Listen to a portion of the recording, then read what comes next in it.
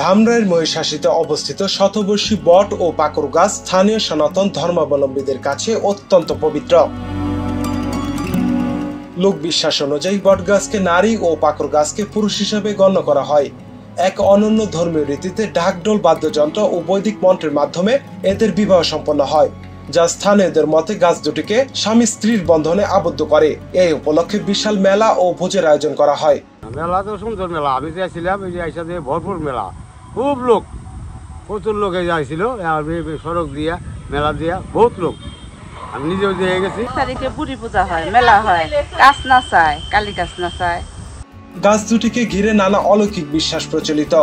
অনেকের ধারণা কেউ গাছের ডাল কাটলে অসুস্থ হয়ে পড়ে এবং কেবল পূজার মাধ্যমে আরোগ্য লাভ সম্ভব। গাছের নিচে নির্মিত কালী মন্দিরে নিয়মিত পূজা অর্চনা করা হয়। হিন্দুরা পূজা করে বট গাছ বহুদিন গাছ, অনেক কোন জায়গা যাতে আসে। রাতের বেলায় এই স্থানকে ভৌতিক আখ্যা দিয়ে স্থানীয়রা এড়িয়ে চলেন। নানা অদ্ভুত ঘটনা গাছ দুটিকে আরো রহস্যময় করে তোলে।